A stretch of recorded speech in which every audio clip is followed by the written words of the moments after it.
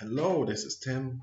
Welcome to my platform. Welcome to my little, I don't know what you call these, little lessons. This month I'm reading from The Making of America. Okay, Time Life Books put this out. Back when weekly magazines were really good. And we're reading about building a capital city. And so we did the first part. Now I'm going to do the second part. I'm in a different room. I'm not going to show my shirt because it has a curse on it. I want to get banned. Uh, Whatever its political genesis, the decision to create a capital city from scratch presented the young nation with a mighty opportunity, the chance to construct in a stone city equal to the far-reaching visions of the country's founders. And George Washington knew just the right man for the job, Major Pierre Charles L'Enfant,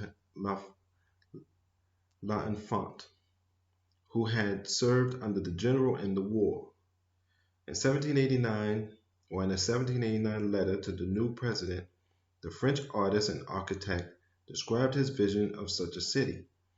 The plan should be drawn on such a scale as to leave room for the aggrandizement and embellishment which the increase of the wealth of the nation will permit it to pursue at any period, however remote.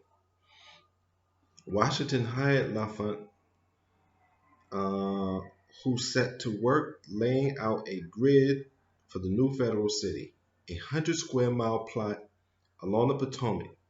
His design featured a standard grid of streets with a promising twist. Broad avenues would dissect the grid at diagonals, converging on traffic circles and creating a series of dramatic lengthy vistas.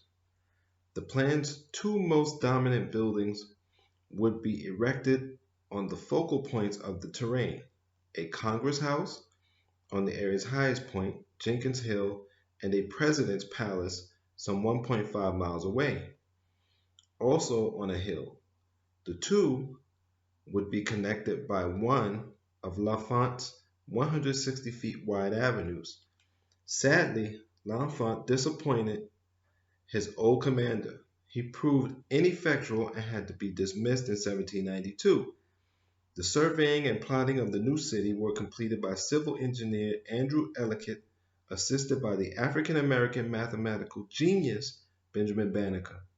With L'Enfant out of the picture, the government held a competition to design the Capitol building, and the $500 prize was won by a Scottish physician, William Thornton.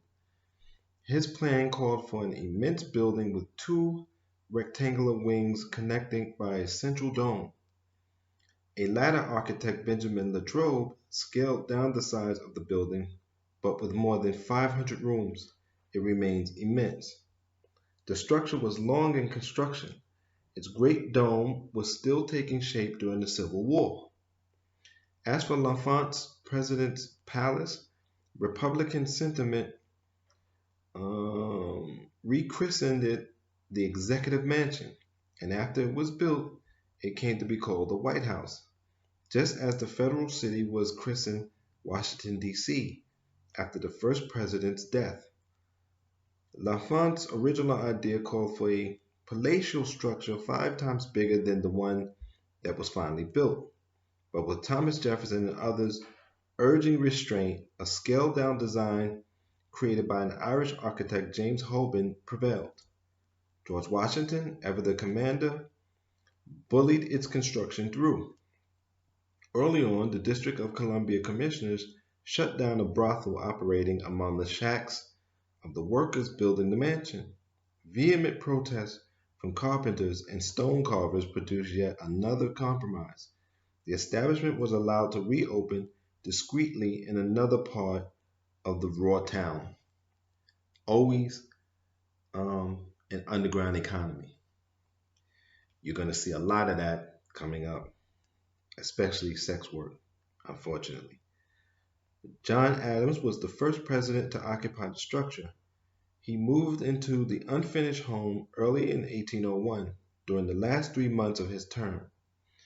Alone on his second night, writing a letter to Abigail, he pondered the fate of the new dwelling and its future occupants. I pray heaven to bestow the best of blessings on this house, and on all that shall hereafter inhabit it, he wrote. May none but honest and wise men ever rule under this roof. Franklin Roosevelt had the words carved into the marble mantel on the state dining room 145 years later, and Adams' powerful words still resonate in American hearts. Well, it ain't in their heads, and I'm not sure it's in their hearts either, because we haven't had wisdom in the White House for decades. Um, Here we go. The Making of America. I want to thank you for supporting me, and remember to please take care of your minds, take care of your bodies, and be safe.